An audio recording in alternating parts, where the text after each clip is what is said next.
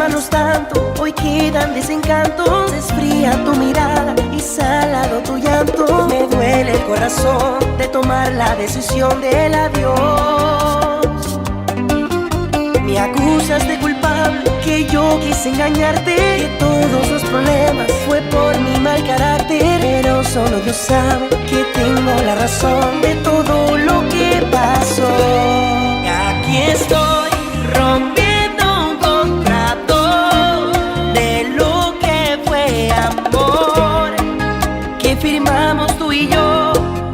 Ya se acabó el amor. Y aquí estoy rompiendo un contrato de lo que fue amor, que firmamos tú y yo. Ya se acabó el amor.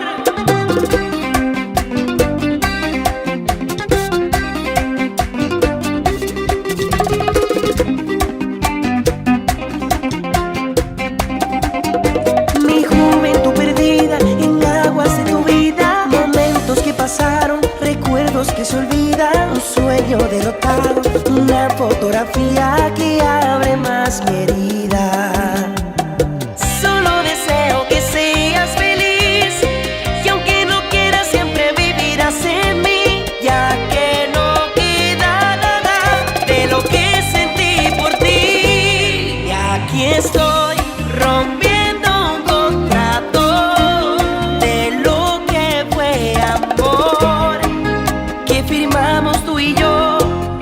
Ya se acabó el amor. Y aquí estoy rompiendo un contrato de lo que fue amor, que firmamos tú y yo.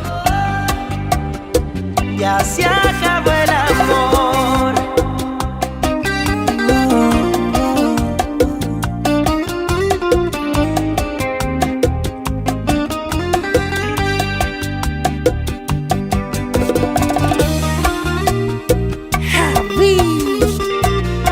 Mi amor, Zuna.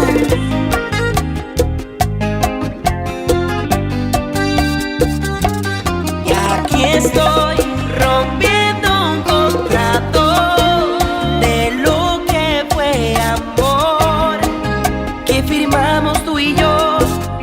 Ya se acabó el amor. Y aquí estoy rompiendo un contrato de lo que fue amor, que firmamos tú y yo.